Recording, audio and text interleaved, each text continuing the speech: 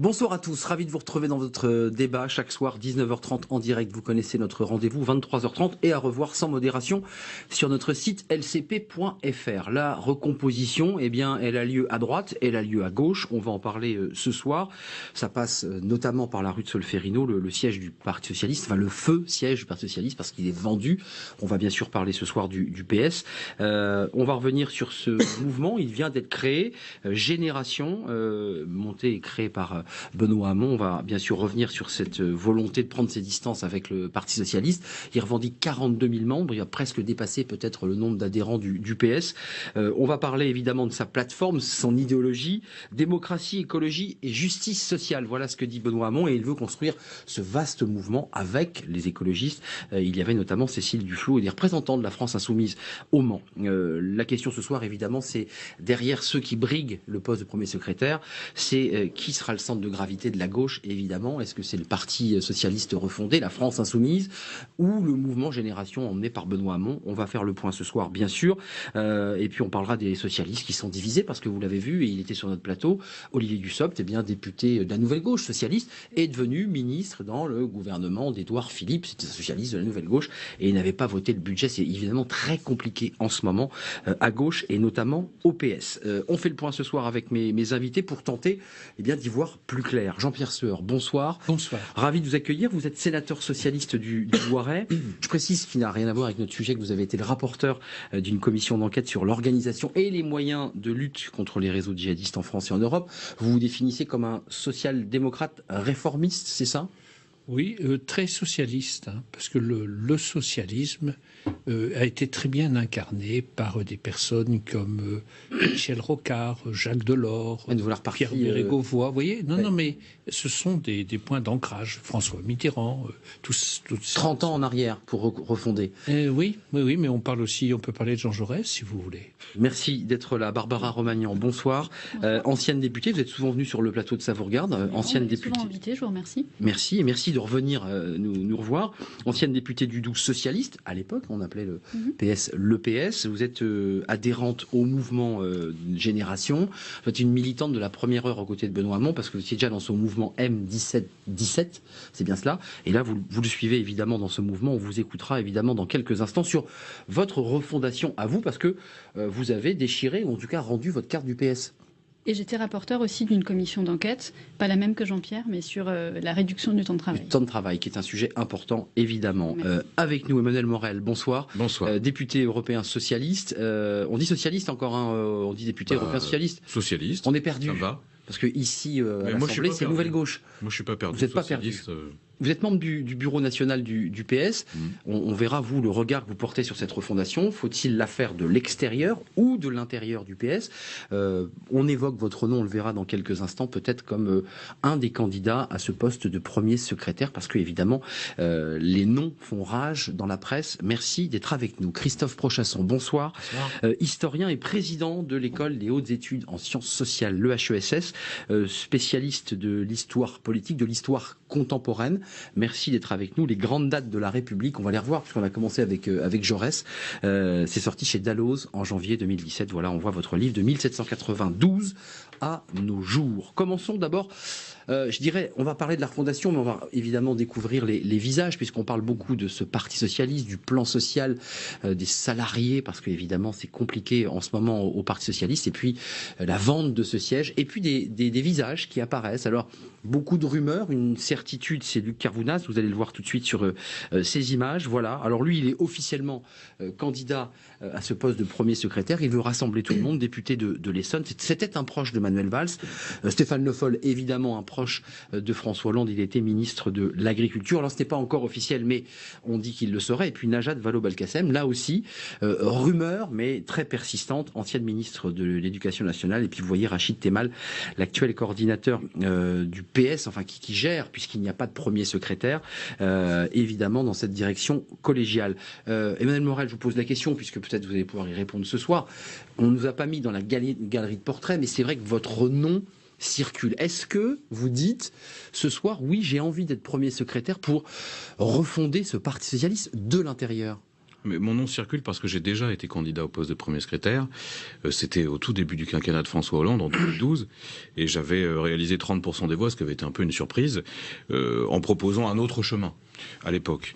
Mais je crois qu'il ne faut pas faire de confusion. Un congrès du Parti socialiste, c'est pas des primaires. On ne choisit pas un candidat ou une candidate à la présidentielle.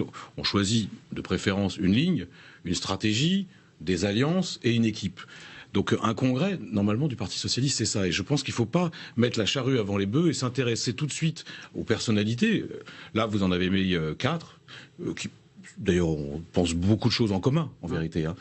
Mais ce qui est plus intéressant, c'est quelles sont leurs propositions pour relever le Parti socialiste. À supposer que le Parti socialiste mérite d'être relevé. Moi, vous pensez qu'il mérite d'être relevé? Bien sûr. C'est pas l'avis de tout le monde. Hein. Non, mais c'est pour ça que c'est d'ailleurs le thème de votre émission. C'est ça. Moi, je pense non seulement qu'il le mérite, mais surtout, je pense qu'il y a que le socialisme continue à avoir une utilité historique. Et il se trouve que la force socialiste, le parti, alors il est en très mauvais état.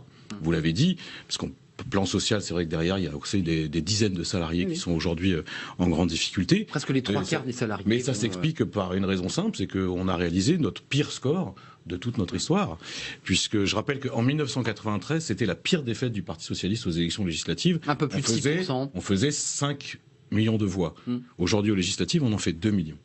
Donc vous voyez, c'est quand même... C'est une hémorragie. C'est une hémorragie des électeurs, une hémorragie aussi militante, mais ça s'inscrit, on y viendra sûrement, dans une crise plus globale, la social-démocratie européenne qui va pas bien. Donc la question c'est comment on analyse ces deux défaites, la défaite à la présidentielle et la défaite aux législatives, quelles conclusions on en tire au regard des années qui viennent de s'écouler, pas seulement le quinquennat, même s'il faudra en parler, mais aussi la décennie qui vient de s'écouler en réalité, et qu'est-ce qu'on propose comme perspective. Ça, c'est tout le débat du Congrès. Je vous fais débattre Jean-Pierre Sueur, Barbara Romagnan, évidemment, et Christophe Prochasson. Écoutez Rachid Temal, parce que c'est ce coordinateur. Il n'y a plus de premier secrétaire. C'est une direction collégiale. Alors, lui aussi est candidat au poste de premier secrétaire. Écoutez ce qu'il en dit. Il explique que, eh bien, il est en capacité de remobiliser, de remotiver les militants, les sympathisants. C'est pas ce que disent les sondages. Écoutez, regardez des images issues de la télévision du quotidien L'Opinion. Regardez. Moi, je pense aux militants que je vois à chaque fois que je vais dans les sections, dans les réunions fédérales. Et ce sont des militants qui sont toujours là, qui traquent. Et il y a je dois vous l'avouer, quelques arrivées. Oui, il y a des personnes qui décident d'adhérer en se disant « c'est ma famille politique, j'ai voté ou pas historiquement, je viens donner un coup de main parce que c'est à ce moment-là qu'il faut être là. Parce que notre famille est en difficulté et parce que c'est le Parti socialiste qui peut justement, pour les catégories moyennes, classe populaire, être le parti de la justice sociale, qui peut apporter. Quand vous regardez le paysage politique, aujourd'hui, il y a besoin d'une force politique de gauche à la fois responsable et porteuse d'espoir. Nous savons gérer, nous l'avons démontré au niveau du gouvernement. Benoît Hamon a fait un choix, très honnêtement, Benoît Hamon a fait le choix au Conseil régional de France de s'allier avec Europe Écologie Les Verts. Il est sur un positionnement, on va dire, plutôt qui tire plutôt vers Mélenchon. Voilà, chacun a son positionnement. Nous sommes en capacité de rassembler et de fédérer. Voilà, donc c'est une sorte de méthode Coué de Rachid Temal. Ça tracte encore sur le terrain, les militants sont là, les sympathisants sont là, et ça fait même sourire Emmanuel Morel. Jean-Pierre Sueur, parmi les candidats, cette galerie de portraits... C'est Rachid Temal qui me fait sourire. C'est Rachid Temal. Les militants, bien sûr, ils ont un rôle irremplaçable. Votre candidat, parmi ceux qui sont encore pas officiellement déclarés, mais dont on imagine qu'ils le seront, Stéphane Le Foll, Najat Vallaud-Belkacem, cette génération, ce renouvellement, Luc Carvounas... Vous savez, je les connais tous. Ce sont des amis, des personnes de qualité. Mais je crois que, comme disait Emmanuel à l'instant, c'est pas tellement comme ça qu'il faut que ça se pose, quoi. Il faut qu'on rebâtisse, reconstruise une force de gauche dans ce pays, parce que je crois que c'est nécessaire, et je ne mets pas la charrue avant les bœufs. Je ne parle pas, je ne dis pas qu'ils sont comparables aux bovins, hein, parce que ça, ce serait très désagréable. Absolument. Mais je dis, écoute ce soir d'ailleurs. Ils nous écoutent, mais je dis qu'il faut d'abord parler de projet. On entend cette espèce de petite musique permanente. Il faudra beaucoup de temps. Et alors certains disent, j'ai entendu, qu'il fallait changer de génération. Oui, c'est pour ça que j'ai entendu parler de génération là ce dimanche. Génération.s. Alors, il y a plusieurs générations. Eh bien oui, chers amis, il y a des gens de 20 ans, de 30 ans, de 40 ans, 50 ans, 60 ans, 70 ans. On a toutes les générations. Et alors, Et alors, moi, je ne vais pas choisir... Surtout les plus de 60 ans. Il ne l'a pas dit fort, Barbara Romagnan, mais les sections socialistes, c'est plutôt de l'âge. Non, mais c'est vrai. Mais c'est vrai. La question, c'est qu'est-ce que nous proposons? Et je veux vous dire très simplement qu'entre Emmanuel Macron et Jean-Luc Mélenchon, il y a la place pour une force de gauche. Vous y croyez, Jean-Pierre Sueur, à ça? Complètement. Parce que c'est le débat qu'on a eu la semaine dernière à droite, ça a été constructif. Et je m'appuie sur l'histoire. Vous savez, le Parti socialiste, il existe depuis 1905, il a connu de grandes crises, comme là, il a fallu le reconstruire au moins 3 fois. Au moins 3 fois. Et la question, moi, que je me pose, voyez-vous, je regarde ce que fait Emmanuel Macron avec beaucoup d'intérêt, parce qu'il y a des choses auxquelles je souscris, d'autres auxquelles je ne souscris pas. Bon. Et je trouve qu'en ce moment, il n'y a pas assez de signes vers la gauche. Je le dis franchement, puisqu'il avait dit Olivier Dussopt, c'était quand les signes et de vers la gauche et de droite. Olivier Dussopt, pour vous, c'est un signal à gauche? Écoutez, il a signé les tribunes avec Olivier Faure pendant la législative. Je ne crois pas. Je crois que la question que je me pose, et je finis, cher Arnaud Ardouin, je finis, c'est de savoir si c'est conforme à notre histoire, à la réalité, d'avoir dans ce pays un grand parti central où il y aurait les 2/3 ou les 3/4 des gens et où serait abolie en son sein cette distinction historique entre la droite et la gauche. Peut-être que ça marchera. Jean-Pierre Sueur. Ça a marché dans d'autres périodes, mais plutôt rares de l'histoire de France. Oui. Et moi, je pense quand même que le clivage entre la droite et la gauche est structurant. Et historique pour vous. Historique. Et que, naturellement, dans la gauche, il y a plusieurs maisons. Et je suis de celles qui assument la gauche de gouvernement. Et en même temps, garde l'idéal de la justice. Parce que voilà, c'est ce qui nous définit. La justice et le réalisme, pour faire que la justice ne soit pas seulement de l'incantation, mais que ça s'inscrive dans les faits. Barbara Romagnan, il y a des mots très durs d'Olivier Faure sur la création de votre mouvement. C'est ce qu'il dit sur BFM, Olivier Faure, qui est le président du groupe de la Nouvelle Gauche, qui dit mais en fait c'est un cadeau donné à Jean-Luc Mélenchon. Ce mouvement, il va attendre, et ce sont ses mots, que Génération.S crève. Qu'est-ce que vous lui répondez, Olivier Faure, quand vous dites moi je ne pense pas être capable de refonder ce socialisme de l'intérieur? Qu'est-ce que vous lui dites? Pour lui donner envie peut-être d'avoir des mots moins durs à l'égard du mouvement que vient de créer, enfin en tout cas le prolongement de M17-17 de Benoît Hamon. Bon, j'ai pas plus que ça envie de lui répondre. Je pense que le meilleur cadeau qui a été fait à Jean-Luc Mélenchon, c'est le bilan de ce quinquennat. Parce qu'on a eu un comportement tellement catastrophique, à la fois en ne respectant pas les engagements qui ont été pris. Si je reprends par exemple juste le pacte de responsabilité, quoi qu'on pense de son efficacité, de son opportunité, moi je constate qu'on avait dit aux Français que pour 20 milliards, on faisait on faisait 60 propositions. Et là, en une cérémonie de vœux, François Hollande nous propose une mesure dont on n'a jamais discuté, qui en plus n'a pas montré une efficacité considérable et qui coûte le double de l'ensemble du programme. A baissé voilà, ce qu'il y a, c'est que quand pendant 4 ans il a augmenté, il y a un moment, des fois, ça peut arriver qu'il baisse, en effet. Pour vous, donc, c'est pas lié aux mesures prises par François Hollande, puisqu'il y a sur son bilan politique aussi. En tout cas, ça a coûté quand même vraiment très cher. Parce que 41 milliards, ça fait quand même beaucoup pour un résultat qui est extrêmement limité. Et ce que je constate aussi, c'est que Jean-Pierre revendiquait la gauche de gouvernement. Moi aussi, moi j'ai fait 23 ans de Parti socialiste. Moi je me sens incroyablement... moi je suis social-démocrate, écologiste aussi. Mais je tiens à ce que quand on dit des choses aux gens, comme je suis démocrate, on respecte un minimum ce qu'on a. D'ailleurs, excusez-moi, ce que fait Emmanuel Macron, c'est ce qu'on entend dans les sondages. Il dit ce qu'il fait, il fait ce qu'il dit. C'est ce qu'on entend. Il me semble pas tout à fait. D'accord. Quant à revenir sur la question de la gauche de gouvernement, il me semble que si les socialistes ont mis du temps à accepter l'idée que la conquête du pouvoir pouvait être utile à la transformation de la société, il me semble que le problème maintenant, c'est qu'une fois qu'on a conquis le pouvoir, la seule politique consiste à le garder, y compris contre la société. Christophe Prochasson, pour revenir sur un point, parce qu'on est sur un débat de fond. J'entends Jean-Pierre Sueur qui dit, mais avec une forme de réflexion intérieure que doivent avoir des élus politiques. Pardon, excusez-moi, monsieur le directeur, oui, juste encore une fois. Vous l'appelez monsieur le directeur? Bon, très bien. Soyez simple. Vous l'appelez Christophe. Oui, moi je suis intéressée quand même. Jean-Pierre Sueur disait, il manque de la gauche, moi y compris, moi je n'ai rien vu. C'est-à-dire que sur la politique d'Emmanuel Macron, il y avait peut-être un peu dans le discours de la campagne présidentielle, mais c'est à la fois une politique libérale et très libérale et d'une efficacité, encore une fois, extrêmement limitée pour l'instant. D'ailleurs, elle est un peu la poursuite de celle qui avait été commencée avant, sur les questions de travail, les questions économiques. Mais moi, je ne vois pas le libéralisme, y compris sur les autres questions. C'est en plus, une politique qui est de plus en plus autoritaire. Christophe Prochasson, permettez-moi de vous donner la parole. Je vous en prie. Des élus, des personnalités politiques, à gauche, au PS, ministres, sénateurs, députés, s'interrogent sur... Mais on est brouillé, il n'y a plus de droite, il n'y a plus de gauche, je suis ni de gauche ni de droite, dit Emmanuel Macron, il a vidé le PS de sa substance et essaie évidemment de faire une forme d'OPA sur la droite. Il y a encore une droite et une gauche en France et les électeurs aujourd'hui ont aussi cette interrogation là qui les traverse selon vous? Je vais répondre un peu différemment à votre question si vous voulez bien. Essayer de comprendre pourquoi le Parti socialiste en est là. Jean-Pierre Sueur faisait allusion à l'histoire. Vous aviez le sentiment que c'était un point de vue très, très lointain, mais je crois que c'est très important de rappeler qu'au fond, le Parti socialiste est en train de payer la note de ce qui s'est passé dans les années 80. Qu'est-ce qui s'est passé dans les années 80 ?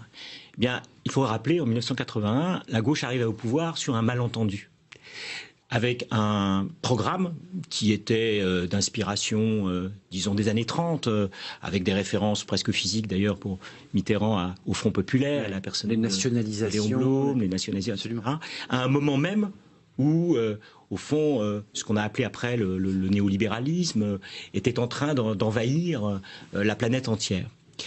Et on a bien vu à ce moment-là que les réponses économiques, je dis économiques, de la gauche ont conduit celle-ci à renverser complètement la vapeur et à pratiquer ce tournant de 1983 très rapidement, plus de 2 ans, qui, je ne porte pas de jugement, mais qui évidemment la conduisait à revoir de fond en comble la politique qu'elle avait annoncée.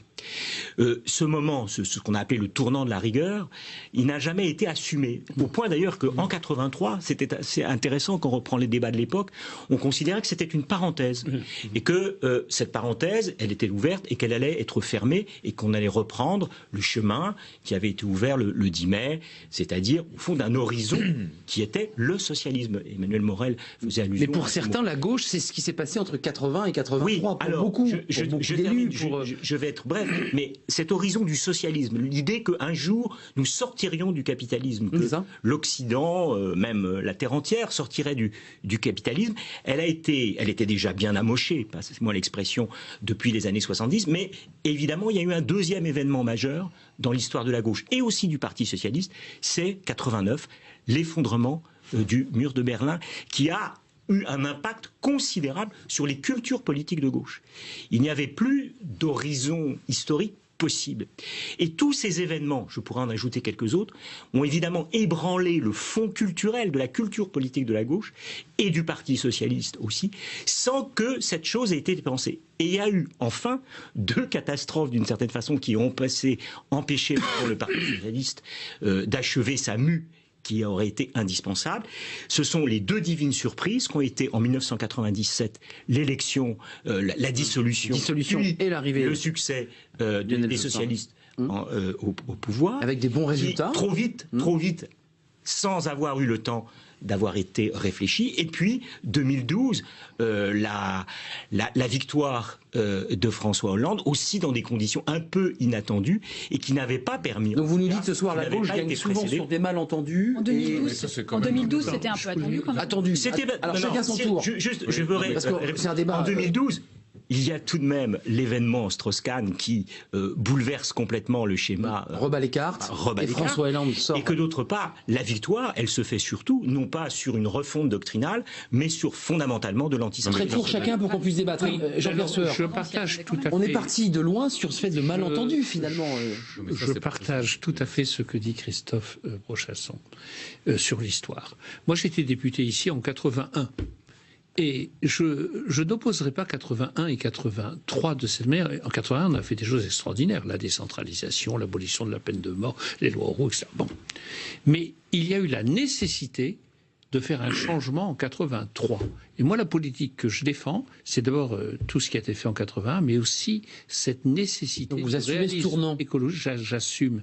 Et ce qui s'est passé en 2012, c'est que finalement, il y a peut-être eu aussi un malentendu. François Hollande a été élu sur le thème « Mon adversaire, c'est l'argent ». C'est la finance. La finance. Ouais. La finance. Ce fameux 18 mois après, il y a eu un autre 83, si je puis dire.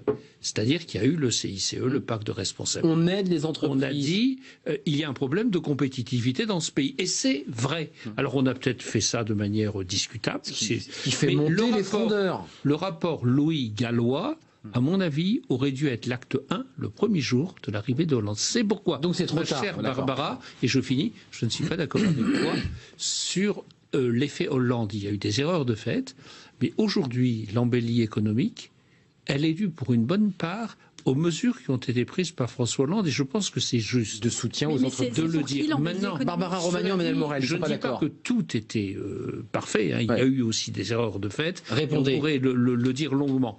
Mais ça m'apparaît clair et ça me conforte dans l'idée qu'il faut du réalisme au service de la justice. Voilà, les choses se dessinent ce soir sur le plateau. Pardon, mais moi j'ai un peu... D'abord en 2012, on avait quand même eu le temps de se préparer un petit peu. C'était peut-être pas exactement la même chose que 81, 83, même si on s'était préparé aussi.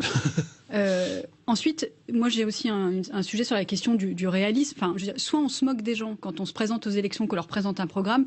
Il faut quand même pas exagérer. Le programme qu'on avait avec François Hollande n'était pas non plus. On vient de l'évoquer. Oui, il y a une rupture avec l'arrivée de ce pacte de responsabilité de CICE.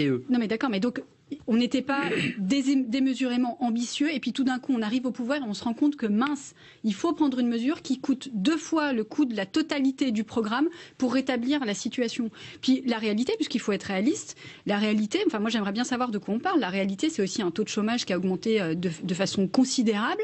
C'est des socialistes qui, pour 2 tiers d'entre eux, votent la déchéance de nationalité, pas sur un coup de tête après des attentats. Chose, hein. Moi je suis contre, en tout cas, je resterai contre, et j'ai toujours été contre, et je ne l'aurais jamais voté, Barbara. Et je n'ai jamais dit que c'était ce que tu avais fait. Jamais. Mais en attendant, un certain nombre. En attendant, ça en dit long sur, je sais pas moi. C'est quoi, c'est un reniement idéologique? Comment vous voyez cette espèce soit c'est un reniement, soit c'est un brouillage et un problème idéologique qui est quand même assez sérieux. Enfin, c'est quand même un sujet. Donc une recomposition politique. Excusez-moi. Non, mais c'est quand même une question. Pardon, on parlait parce que la gauche, c'est pas juste les questions économiques et sociales. C'est très important. Et c'est peu de dire qu'on a failli sur ça. Sur l'identité. Mais alors non, je ne crois pas, justement, parce que je crois que quand on sort les questions d'identité, c'est justement une façon de ne pas parler des questions économiques et sociales, mais l'émancipation, ça ne passe pas que par là. Et on a été mauvais sur toute la ligne, et en plus, avec un comportement, moi je pense vraiment scandaleux, c'est-à-dire qu'on prend des engagements qui ne coûtent pas un sou, que ce soit sur le cumul des mandats, sur les contrôles d'identité au faciès, le droit de vote des étrangers, plus cette mesure, mais vraiment honteuse, qui entache de façon extrêmement grave ce quinquennat sur la déchéance de nationalité. Emmanuel Morel, oui, grâce à la droite sénatoriale ou grâce au Sénat. Vous faisiez une moue quand Jean-Pierre Sueur s'exprimait. Vous, votre gauche, à vous, elle la majorité de la gauche à l'Assemblée nationale a voté pour. Non, mais moi, je faisais déjà... Vous êtes sur quelle ligne ce soir? Je faisais déjà une moue quand M. Prochasson, dont j'admire beaucoup les écrits, décrivait chaque victoire de la gauche depuis 81 comme une surprise. Donc, il dit, ou un malentendu. Je vous cite, divine surprise en 97, malentendu en 81, malentendu en 2012. Excusez-moi, mais ça, c'est une théorie. Mais une surprise et un malentendu, c'est une théorie qu'on entoure. On peut être surpris sans qu'il y ait une malentendu. Souvent, c'est ce que nous disent nos adversaires. C'est que la gauche n'aurait pour vocation de ne gagner que par malentendu. Moi, je ne crois pas. Je crois par défaut, donc. Je crois qu'à un moment, les forces sociales rencontrent une offre politique, celle de la gauche, et une offre de transformation sociale. Ça, c'est la première chose. Que vous n'êtes plus aujourd'hui en capacité de fédérer. Je termine. Donc ça, c'est la première chose. Deuxième chose, je sais bien que 83, c'est une idée qui est reprise à l'envi, mais moi, ce qui m'intéresse, c'est quand on regarde le premier septennat de François Mitterrand, par exemple, qu'on regarde l'œuvre législative en bloc. Et franchement, des réformes incroyables qui vont modifier la société en profondeur. Absolument. Parce que tu as cité des réformes comme la décentralisation, mais pour le monde du travail. Pour les salariés et les chômeurs. Oui, mais quand le 5e semaine, ce que j'ai payé, la réduction du temps de travail, les minima sociaux, c'est-à-dire que les gens, à la fin d'un quinquennat, en l'occurrence un quinquennat, parce que ça s'arrêtait en 86, socialiste, ils ont vu la différence dans leurs conditions de vie matérielle. Donc pour vous, c'est des mesures de gauche, bien sûr, qui parlaient au peuple. Oui, et d'ailleurs c'est notre mission historique. Partager les richesses, partager les pouvoirs, partager les savoirs. Enfin, ça, c'est la base. Et ça n'est absolument pas contradictoire avec le réalisme. On entend pragmatisme, réalisme, l'économie, aider les entreprises. On entend ça. Je finis là-dessus. Emmanuel Morel, excusez-moi, je vous interromps. Juste un point. C'est pas là-dessus que la gauche a gagné le 10 mai 81. Elle a gagné sur le programme de rupture avec le capitalisme en 100 jours. Oui, mais justement, je vais vous répondre. Alors, si vous non, mais je vous rappelle ça. Alors après, il y a tout ce que vous dites qui est très important, et j'ai un sujet à vous montrer quand même. Qui était quand même très décalé par rapport à... Je finis 2 points. D'abord, sur cette question. La question du capitalisme et de l'économie. Le socialisme doit renouer aujourd'hui avec son analyse critique du capitalisme, évidemment. Ce que fait Benoît Hamon, d'ailleurs, on va en parler. Mais il n'y a pas que Benoît Hamon, ce que font la plupart des socialistes qui analysent. La différence, c'est qu'il y a une dynamique du capitalisme financier transnational qui parfois a tendance à tétaniser une partie des socialistes qui se disent mais qu'est-ce qu'on va faire face à cette force. Mais l'idée pour vous c'est quoi? C'est de le réguler ce capitalisme, de se donner la possibilité de... régulation très forte. Moi je vais reprendre une distinction jospinienne. Jospin disait, il avait totalement raison, il y a l'économie de marché, il y a la société de marché. Eh bien en tant que socialiste, notre rôle c'est de contraindre la société de marché, c'est-à-dire de faire en sorte que l'argent ne soit pas à la mesure de toute chose et que la marchandisation ne touche pas tous les domaines de la vie, à commencer par l'intime. Et je finis sur juste un point sur le quinquennat de Hollande. Mon cher Jean-Pierre... Comment vous le baptisez vous ce quinquennat? Décevant, d'accord. À bien des égards, et parfois même, surtout les 2 dernières années, Manuel Valls calamiteux. Mais tu te dis social-démocrate.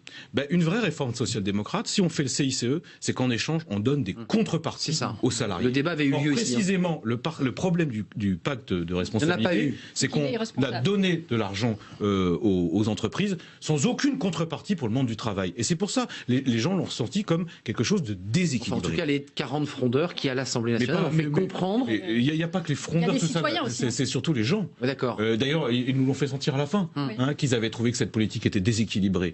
Donc la vérité, c'est que moi, je ne suis pas contre. Mais ils ont quand même voté pour Emmanuel Macron, ce qui est assez paradoxal. Mais ça, c'est encore une chose. Si je peux me permettre. Il y a surtout beaucoup de gens qui n'ont pas voté. Ils n'ont pas voté. Non, mais c'est intéressant ce que vous dites. Mais ils vont chez Macron. Non, Mélenchon aussi. Mélenchon aussi. Donc Jean-Pierre Sueur, autorisez-moi, regardez ce sujet. C'est très simple, ça s'est passé au Mans. Je regarde avec passion le sujet. Mais avec passion, et on va tous le regarder très religieusement. Ça s'est passé au Mans, évidemment. Religieusement. Je ne sais pas. En tout cas, Benoît Hamon, entouré de cadres, mais aussi de personnalités du monde de l'écologie, notamment Cécile Duflot, a lancé son Génération.S. Regardez le programme, évidemment, de Benoît Hamon, qui a décidé de marcher seul, pour reprendre le titre d'un film bien célèbre, Barbara Romagnan. Regardez. Il dit avoir beaucoup appris de sa défaite aux dernières élections présidentielles.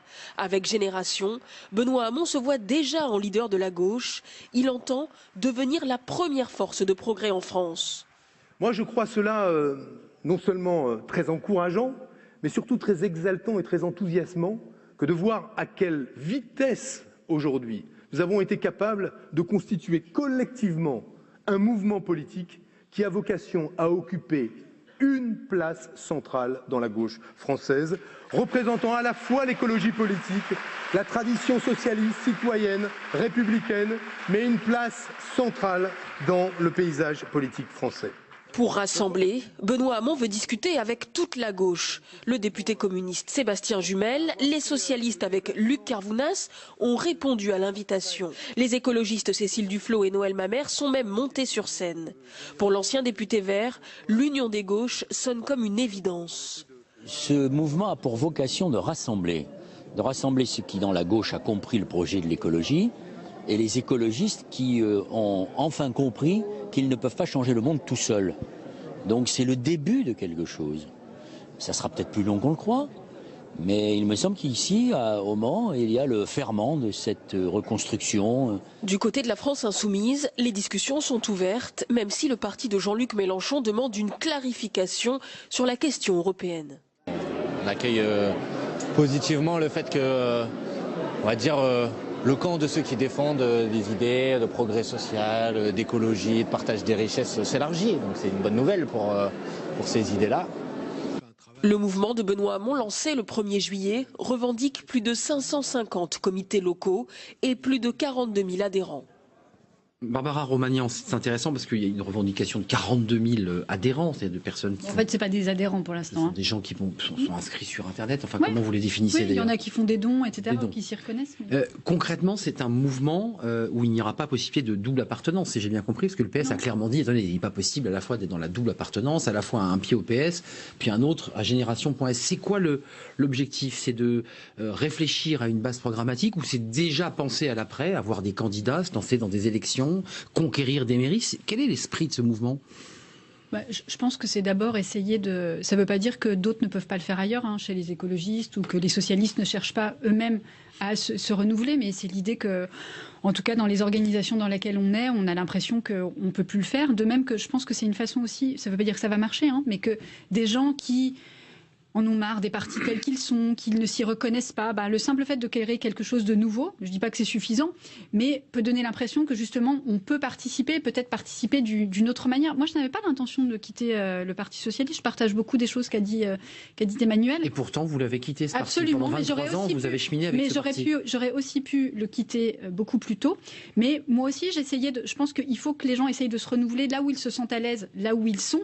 Et que ça ne dit rien de... même Benoît, quand il parle de notre mouvement, il dit voilà, c'est une poutre pour refaire la maison commune. Ça ne veut pas dire que tout doit se faire forcément là autour. Et moi, si je suis partie, c'est parce que dans mes fondamentaux, il y a aussi la question des libertés.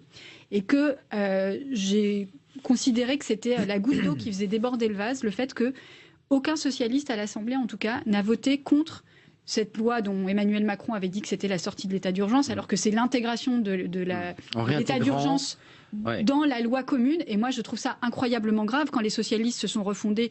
Peut-être tu y étais peut-être déjà, dans les années 70, la question des libertés était une question essentielle autour de Robert Badinter et de François Mitterrand aussi. Jean-Pierre Sueur, juste ce chiffre, regardez, c'est très simple, vous allez répondre, c'est la situation des Français qui regardent le PS. C'est un sondage Odoxa extrêmement récent, il va vous intéresser. 74% des Français et 60% des sympathisants de gauche pronostiquent la disparition du Parti socialiste. Ce qui veut dire peut-être que le pari de Benoît Hamon est un pari intéressant, puisqu'il refonde, il rassemble, il redynamise, il revitalise. Non, mais je voulais dire à Barbara, par rapport à la liberté, au Sénat, on n'a pas voté cette loi. C'est vrai. D'autre part, la déchéance de nationalité, parce qu'il ne faut pas tout mélanger. Moi, j'ai toujours été contre, et on était nombreux à être contre, ça n'a pas été voté. Je ne voulais pas voter cela, c'était impossible.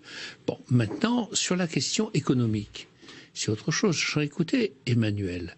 Sans te vexer ni te caricaturer. J'avais un petit peu l'impression... De toute façon, je sais me défendre. Tu sais te défendre. Oui, il va vous répondre, si tu veux. J'avais l'impression d'entendre les débats d'il y a, en effet, 20 ou 30 ans. Ça te rajeunit. Non, mais ça me rajeunit, j'en suis ravi. Mais être contre le capitalisme, mais bien sûr.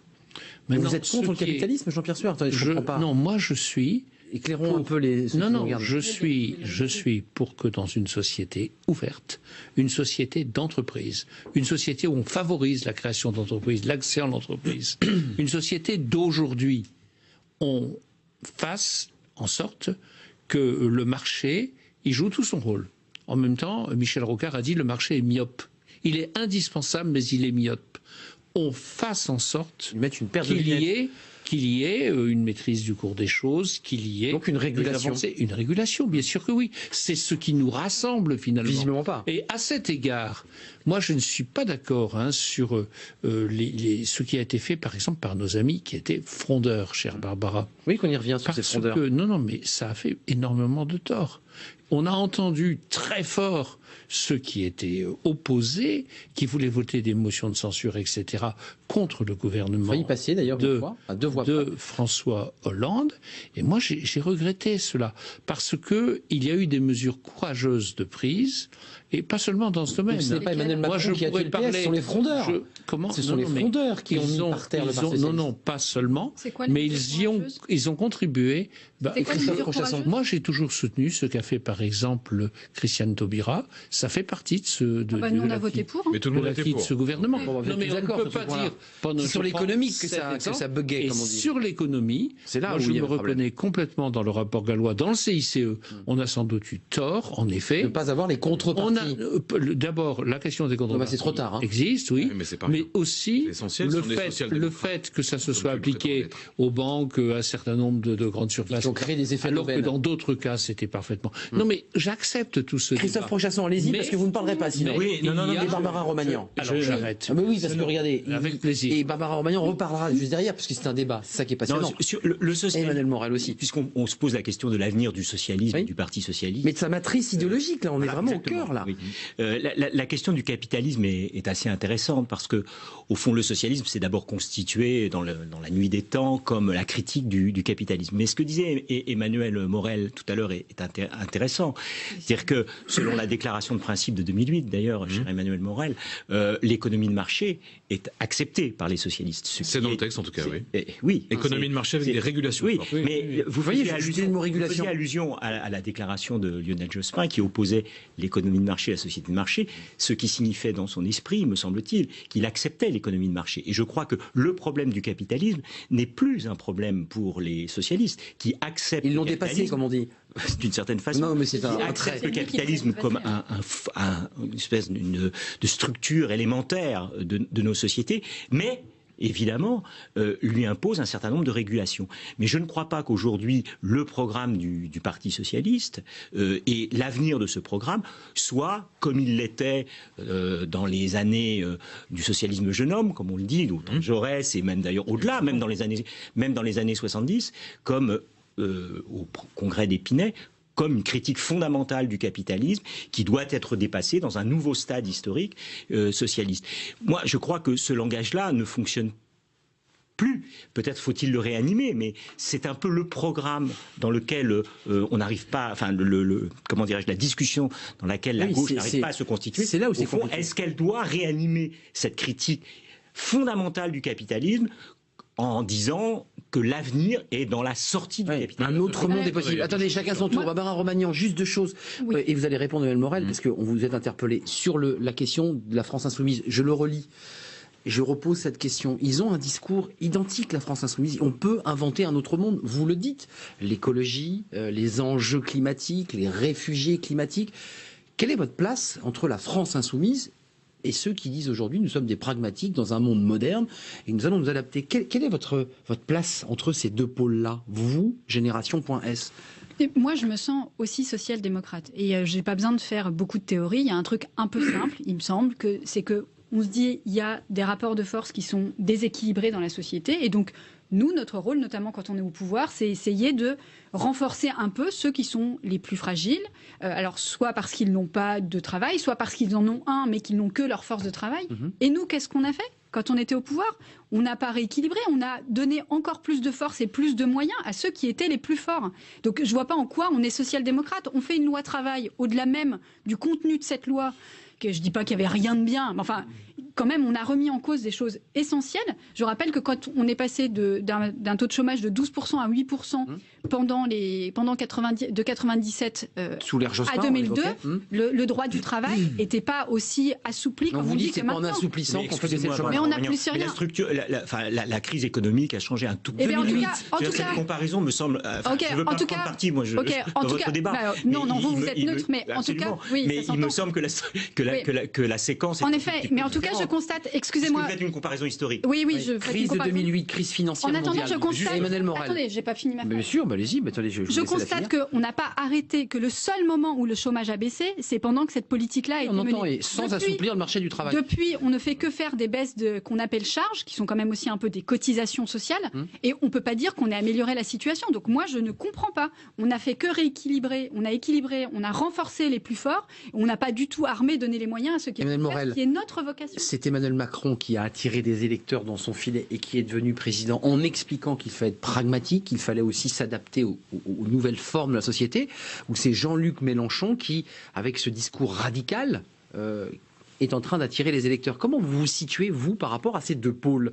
Parce que Emmanuel Macron a attiré les électeurs. J'aime me situer par rapport à ce que dit M. Prochassson. Ah bon, voilà, vous voyez, j'étais sûr que personne ne répondrait à ma question. Non, mais j'y viendrai si vous voulez. Allez-y. Mais je reformule ce que j'ai dit parce que vous m'avez bien compris. Moi, je pense qu'il n'y a pas de socialisme sans critique du système économique et de l'idéologie dominante qui le promeut. Charge sociale, ça c'est l'idéologie dominante. Cotisation sociale, oui, ça c'est quand on est de gauche. D'accord. Voilà. Mais ça reste totalement d'actualité. Vous parliez de la crise de 2008, mais ça c'est un exemple intéressant parce que jamais le système n'est apparu aussi invivable pour les gens, aussi charriant des inégalités aussi incroyables. Et puis on le voit aujourd'hui avec les désastres écologiques. Donc le paradoxe quand même du moment, et ça je suis sûr que vous me le concéderez, c'est que on voit un système qui est morbide par bien des aspects, avec une pulsion de mort. Jospin, je le reprends, disait, le capitalisme, c'est une force qui va, mais qui ne sait pas où elle va. C'est exactement ça. Et dans bien des domaines, elle est une force de destruction. Donc jamais on a eu autant besoin de logique de coopération, de règles. Donc rejoignez les Génération.s, puisqu'il invente un monde nouveau avec un revenu universel. J'ai pas besoin de rejoindre Génération.s, je suis au Parti Socialiste. Ah oui, c'est ça. Or ça, c'est ce que dit le Parti Socialiste, en tout cas, ce qu'il n'aurait jamais dû cesser de dire. Et de faire. Et a fortiori de faire, ça c'est vrai que notre problème. Non, mais vous dites un peu pareil que Benoît Hamon. Après, je ne sais pas si ça. Enfin, de toute façon, il y a beaucoup. Non, mais c'est intéressant. J'ai beaucoup d'amis et de camarades valeureux qui sont dans ce mouvement. Donc, je ne suis pas là pour en dire du mal. Je ne partage pas la démarche, on va dire, stratégique. D'accord. Mais parce que moi, je continue à considérer que le Parti socialiste peut être un outil au service de mon idéal. Donc, vous voyez, c'est le débat de ce soir, à l'intérieur ou à l'extérieur. Jean-Pierre Sueur, regardez. C'est sûrement les deux, puisqu'on contribue à Emmanuel Morel, de génération en génération. On a un jeune militant MJS, c'est intéressant parce qu'il s'est inscrit sur notre site lcp.fr, évidemment flairant ce débat passionnant. De Gironde. Il est avec nous, il s'appelle Yann. Vous vous situez où, puisqu'on parlait des générations qui ont 30 ans, 40 ans, 60 ans, 70 ans, finalement vivant dans la même famille, le Parti Socialiste. Vous êtes, vous, sur quelle ligne ce soir? Est-ce que vous dites, par rapport au capitalisme, il faut vraiment une rupture nette, radicale, en réfléchissant au revenu universel, à la question de l'écologie, à la question du travail? Mais la rupture avec le capitalisme ne se résume pas au revenu universel, quand même. D'autant qu'on peut très bien rester dans le régime capitaliste avec le revenu universel. Certains libéraux sont très favorables. Ils sont très bien. Eh bien, je retire revenu universel. Yann, dites-nous dans quel état d'esprit vous êtes. Donc déjà, bonsoir à tous et merci pour votre invitation. Je vous ai écouté bien attentivement et je partage l'idée que le Parti Socialiste a encore des choses à dire, qu'il faut rebâtir sur un projet clair, réaliste, de protection des plus faibles et de rupture avec le néolibéralisme, ce que nous n'avons pas fait malheureusement pendant 5 ans. Pour cette reconstruction, je voulais aussi vous demander si vous êtes d'accord avec moi sur quelques éléments.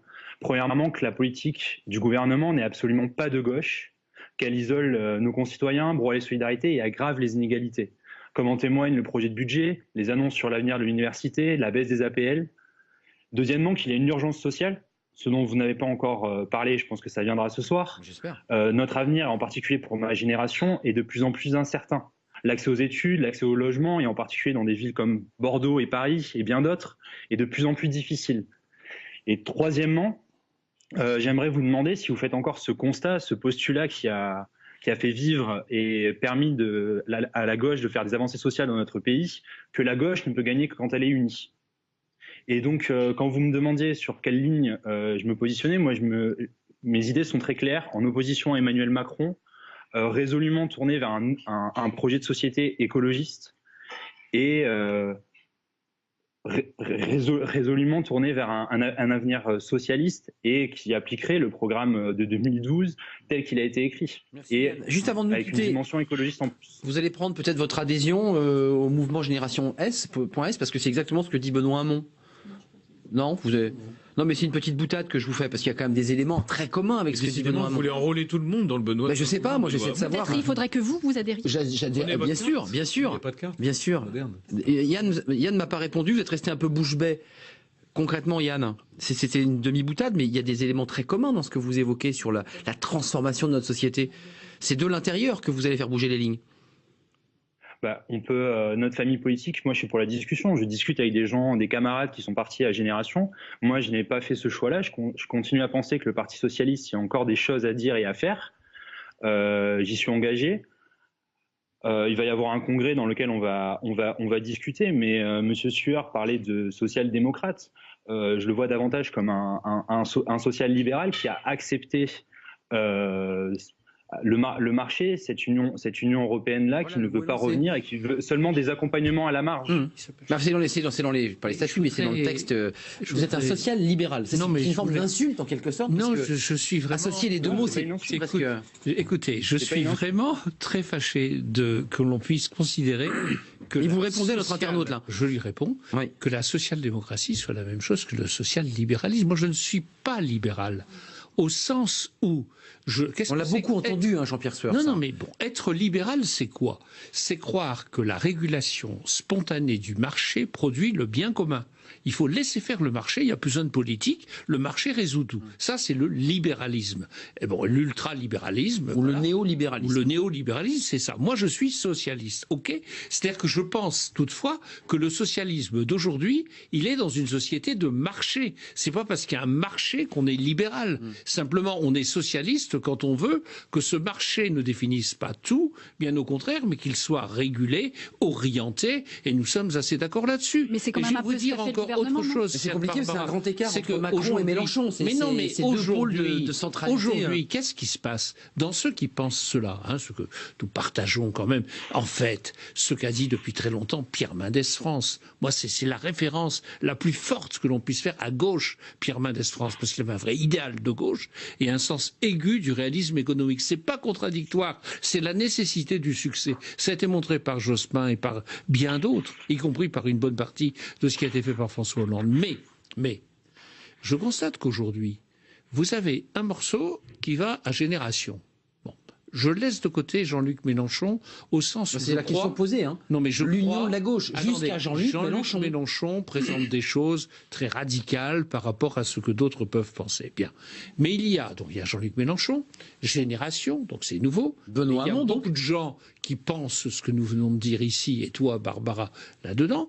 Il y a ceux qui sont dans le Parti socialiste, et j'ai même ajouté quelque chose. Il y a les écologistes, mais il y a ceux qui sont à gauche, mais chez Emmanuel Macron. Mais Arnaud Ardouin, dans En Marche, il y a quand même beaucoup d'anciens socialistes que je vois à l'Assemblée, au Sénat, et qui ont gardé le cœur à gauche. Alors la question que je me pose, c'est la vraie question. Est-ce qu'on va laisser prospérer 4, 5, 6 morceaux ? Vous savez, c'est la question. La gauche en miettes. Et moi, c'est une vraie question. Et pour vous reconstruire, c'est impossible. Il y a des gens qui pensent des choses que nous disons aussi, ici, dans ces 3 sphères. Et c'est pourquoi la question fondamentale reste celle de l'unité. Le Parti socialiste, il a vécu avec des gens divers, et il y avait des capacités justement de se rassembler. Mais Barbara Romagnon a quitté le PS après 23 ans, donc elle vous dit, moi j'ai plus rien à voir avec vous. Mais non, moi j'ai beaucoup à voir avec vous. Vous avez elle, beaucoup à voir ensemble, d'accord. Mais bien sûr, tout ça est très feutré et sympathique. On est capable d'être ensemble dans une organisation qui a des tendances différentes. Un mot sur l'union de la gauche. Mais simplement, l'émiettement, moi je le dis ici, en tant qu'homme de gauche très attaché à la gauche et au socialisme, l'émiettement... D'accord, tout le monde le partage. Vous voulez entendre Benoît Hamon, c'est très court, et vous réagissez juste après. Moi je l'entends souvent, Benoît Hamon. Vous l'entendez souvent, vous allez réécouter une nouvelle fois. Écoutez, c'est très court. Je ne veux pas mettre la charrue avant les bœufs, je dis qu'il y a des étapes importantes. Est-ce que l'étape européenne en est une, viendront les municipales notamment ensuite. de l'affaire avec Mélenchon. Est-ce qu'on peut travailler avec Jean-Luc Mélenchon ? Oui, on peut travailler avec Jean-Luc Mélenchon, bien sûr. On peut quand vous l'entendez, par exemple, c'est une question qui se posera effectivement, le rassemblement de la gauche. Moi, je reste un militant. Et je souhaite être un architecte de ce rassemblement-là. Mais dans ce clair-obscur dont je parlais tout à l'heure, il faut poser des actes forts. Nouveau morceau. Barbara Romagnan, alors, sans vous poser la même question, mais le débat autour de Jean-Luc Mélenchon, on a vu la complexité de pouvoir travailler pendant la campagne présidentielle. On voit cette personne qui était celui qui coordonnait sa campagne, ce conseiller politique, qui interrogeait dans le sujet, était un peu embarrassé, on sent qu'il est venu par pure diplomatie. C'est compliqué parce que c'est Jean-Luc Mélenchon, dans les sondages, dans l'esprit des Français, qui incarne cette espèce de gauche d'opposition à Emmanuel Macron. Comment vous faites là ? Pour vous unir ou pour vous développer ? Non, mais je pense que pour faire une union, parce que y compris quand on était déjà à l'Assemblée nationale, enfin il en reste quelques-uns mais plus beaucoup, pour faire une union, il ne s'agit pas juste de dire aux gens mais vous devez voter comme moi. On construit une union et on avait fait des propositions. Et ce sur quoi les gens se sont prononcés. Et donc, on ne peut pas dire il faut être unis et en même temps, finalement, une fois qu'on est élu, tout en ayant peut-être le cœur à gauche, mais c'est gentil et c'est important d'avoir le cœur à gauche. Mais après, je ne parle pas pour toi, mais après, il faut que ça se traduise dans les politiques qu'on mène. Parce qu'on dit j'ai le cœur à gauche, il faut être unis, voter comme moi, mais en même temps, on fait des propositions et des lois qui vont à l'encontre justement de la gauche et de ce dans quoi les gens se retrouvaient. Mais est-ce que vous êtes traversé comme Jean-Pierre Sueur avec les idéaux que vous portez sur cette idée que Emmanuel Macron aurait gommé comme ça, alors qu'il y a des députés de gauche, des députés de droite, il a rien gommé. Regardez ce que ça a gommé. Ça gomme la dignité. Regardez ce qui s'est passé avec Olivier Dussopt. Enfin, vraiment, moi, ça me fait mal au cœur. Je me dis, mais moi je le connais bien, Olivier, mais quelle dignité, qu'est-ce qui lui reste 3 jours avant, il vote contre un budget. Contre le budget, oui. Et alors après, il rentre au gouvernement. Enfin, c'est quand même. Est-ce que vous êtes, vous, traversé par ce débat à la fois qui vient du cœur sur Olivier Dussopt, qui franchit le Rubicon, qui va devenir en charge des questions liées à la fonction publique? Est-ce que vous vous dites, il y a encore une droite, il y a encore une gauche? Est-ce que moi j'incarne une centralité, ou est-ce que c'est aujourd'hui Jean-Luc Mélenchon qui est aujourd'hui l'opposant numéro 1 à gauche d'Emmanuel Macron? Aujourd'hui, c'est bien lui, mais ça ne veut pas dire que ça doit le rester. Comment vous faites là, dans le débat qui nous anime, sur des problématiques de fond d'ailleurs? Je pense qu'on ne doit pas poser le débat en termes de part de marché. C'est-à-dire, une élection, c'est une élection. Oui, non, mais il y a Macron d'un côté. Oui, mais ça, Macron le fait très bien. Il y a Macron d'un côté, Mélenchon de l'autre, puis on va trouver notre espace parce qu'il y a une part de marché. Je ne crois pas qu'il faille poser la question comme ça. La question, c'est celle de l'utilité historique et de la potentielle dynamique qu'on peut créer. Ça, quand vous présentez une élection, il y a quand même cette réflexion que vous allez amener. La deuxième chose, Emmanuel Macron joue de cette ambiguïté en disant je suis ni de droite ni de gauche. Mais depuis la vérité, le début, pour répondre à votre internaute, la vérité c'est que la politique qu'il mène est une politique de droite. Il n'y a rien aujourd'hui dans ce qui a été fait, notamment sur les questions économiques et sociales, qui ressort de ce qu'on pourrait appeler une politique de gauche, même traditionnelle. Ni sur le traitement des étrangers. Donc ça, après, il dit est-ce qu'il y a une urgence sociale? Oui. Évidemment, il y a une urgence sociale. Et chez les jeunes notamment, puisqu'il en parle. Et la jeunesse est singulièrement concernée par cette urgence, et ce ne sont pas les mesures du gouvernement Macron qui vont régler le problème, bien au contraire. On a retenu la baisse symbolique de l'APL, mais ça en dit long quand même sur l'idée qui se fait aujourd'hui des conditions de vie de la jeunesse étudiante et de la jeunesse tout court. Il explique qu'il veut réformer, et dernière chose, briser finalement des choses. C'est la troisième question de votre internaute. Moi, je suis Christophe Prochasson. Et bien sûr, oui, je suis très on répond toujours. Ça, c'est vrai que. Mais c'était ma question tout à l'heure. Non, mais vous avez raison. D'abord, l'émiettement est toujours préjudiciable. Et oui. Et c'est toujours compliqué à comprendre intellectuellement de créer un nouveau mouvement en disant c'est pour rassembler. Ça, c'est vrai, mais je laisse cette contradiction à ceux qui aujourd'hui la portent. Mais en revanche, que le rassemblement de la gauche doit être notre talisman ou même notre viatique, ça évidemment, mais toute la gauche, rien de ce qui est à gauche. Parce qu'il y a Yannick Jadot, il dit je vais construire une petite maison moi aussi. Voilà. Jadot, par exemple, il dit je suis pas là, je viens pas. Moi je pense qu'il ne faut pas construire c'est pas des petites maisons juxtaposées. J'aimerais qu'on construise une grande maison commune. Christophe Prochasson. Ça prend du temps, mais c'est possible. Pour conclure, on aura un tour de table rapide, mais quand même sur ce que vous entendez ce soir, on parle d'émiettement, mais on crée des mouvements.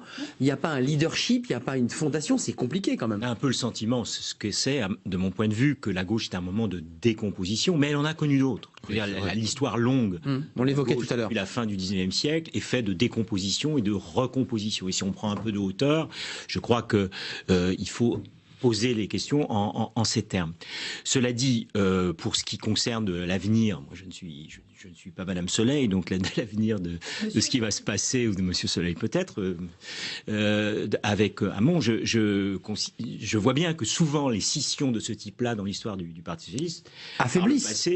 N'ont débouché sur pas grand-chose. Je veux dire, la dernière étant celle peut-être de Chevènement, avec le mouvement des... Celle de Mélenchon. Celle de Mélenchon. Ou celle de Mélenchon. Reste à voir l'avenir de celle de Mélenchon, qui repose beaucoup sur sa personnalité. Oui. Espèce de charisme. Il y ait derrière Mélenchon une réforme idéologique aussi grande qu'on l'imagine. On voit bien que dans le programme de Mélenchon, au fond, c'est un retour à cette période que vous aimez tant, l'une et l'autre, des années 80, avec des recettes qui n'ont pas véritablement marché dans cette séquence politique. 30 secondes chacun. Aujourd'hui, ça marche drôlement bien. Emmanuel Macron, dans son discours sur finalement cette forme de réformisme très rocardienne qui vous est chère, est-ce que vous êtes dit, je pose la question. Non, mais il faut arrêter de dire que c'est rocardien, pardon. Vous n'êtes pas d'accord? Je crois que vous êtes dit, est-ce qu'Emmanuel Macron, pour moi, qui m'intéresse quand même, malgré le fait que je reste socialiste. On lit la dernière interview de Michel Rocard, on lui a demandé ce qu'il pensait d'Emmanuel Macron. Il a dit qu'il avait des qualités, qu'il lui manquait peut-être une expérience sociale et une perspective sociale. Mais tout le monde peut s'améliorer. Ce que je constate, c'est par rapport à ceux comme moi qui ont dit, dans mon groupe au Sénat, a priori, on ne se met pas dans l'opposition. On va voir Au cas par donc cas. Constructif. Non, mais on va voir au cas par cas, mais ne soyons pas sectaires. Non, mais moi je ne veux pas l'être. Je constate qu'il y a peu de signes et d'occasion de voter quand on est de gauche aujourd'hui. Donc un peu déçu finalement. Je voudrais, mais non, mais je pense qu'il peut. Enfin voilà, je dis ça parce que je le pense comme ça. Et si vous me donnez encore une demi-phrase, notre interlocuteur de tout à l'heure a dit quelque chose de très juste, et je voulais lui rendre cela. Pour ce qui est des budgets de l'université, la situation de vie des étudiants aujourd'hui, c'est dégradé. On est en dessous de la main et il y a beaucoup à faire. Et Barbara Romagnan. Et si on peut entendre cela, enfin, il avait raison de le dire. Parce qu'opposante numéro 1 à Emmanuel Macron pour conclure ce débat, parce qu'il y a la reconstruction, puis il y a aussi la manière dont vous testez sa politique en 20 secondes. J'ai pas cette prétention et je comprends ce que peuvent dire les autres, c'est-à-dire qu'on dit qu'on veut l'union et en même temps on crée autre chose. Je pense qu'aujourd'hui, ce qui justifiait l'existence des différentes organisations politiques, tout ça a bougé. Avant, les écologistes portaient l'écologie, d'autres la portent maintenant. Les socialistes ne portent plus la question sociale, ni même la question des libertés. Ça ne veut pas dire que certains ne peuvent pas le faire. Et donc c'est normal aussi qu'à un moment, peut-être, on ne se sente plus à sa place dans cet endroit, et moi je le regrette et j'en suis triste, mais du coup on essaye de créer d'autres lieux parce qu'on pense aussi que d'autres gens du coup pourront s'y reconnaître. Emmanuel Morel, parce que le Parti Socialiste est aussi repoussoir. Vous avez dit même pas 5 secondes, premier secrétaire ou pas, cette ambition-là, vous la portez? 5 secondes, Monsieur Prochasson faisait avec ironie allusion à notre dilection pour les années 80. Moi je suis attaché à toutes les années où la gauche a fait de grandes réformes pour la France. 36, 81, 97. Voilà, on est reparti dans l'histoire. Non, je ne suis pas nostalgique, mais quand on est responsable politique, on regarde un peu en arrière pour voir ce que nos ancêtres ont fait de grand. Merci d'avoir partagé ce moment de réflexion sur ce plateau. Voilà, c'est le mot de la fin d'Emmanuel Morel. Christophe Prochasson, vous n'aurez pas. C'est pas mal comme bien sûr. Mais c'est un usage de l'histoire. Mais oui, qu'on pourrait directeur discuter. De l'EHESS. Merci de venir sur ce plateau. Merci à Jean-Pierre Sueur. Vous êtes sénateur socialiste du Loiret. Merci à Barbara Romagnan. Vous êtes aux côtés de Benoît Hamon dans ce mouvement, jeune mouvement, et de plein d'autres, 42 000, Génération.s. Merci à Emmanuel Morel. Vous êtes député européen socialiste et vous voulez refonder de l'intérieur, peut-être candidat à ce poste de premier secrétaire. Demain, et je remercie Yann, notre sentinelle, qui évidemment a été avec nous tout au long de cette émission. Demain, on s'intéresse au budget rectificatif, mais on s'intéressera, vous savez, à ces 10 milliards de dividendes que vont devoir payer les très grosses entreprises. On va y revenir parce que c'est l'occasion évidemment de reparler du débat de ce soir, de la politique économique d'Emmanuel Macron. Je serai là, bonne soirée et à demain.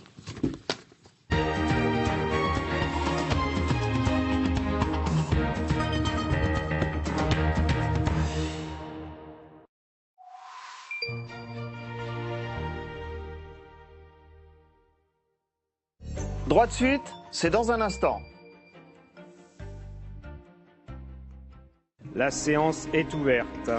En exclusivité sur LCP. L'ordre du jour appelle les questions au gouvernement. Vous preniez le risque immense de reproduire les erreurs du passé. L'ensemble du gouvernement a parfaitement conscience de l'ampleur de la tâche. Vous allez appauvrir plus de la moitié des retraités de France. Redonner des moyens à nos services publics et rattraper nos retards. C'est dans le dialogue que nous trouverons des solutions. Vivez en direct et en intégralité les questions des députés au gouvernement, tous les mardis et mercredis à 15h.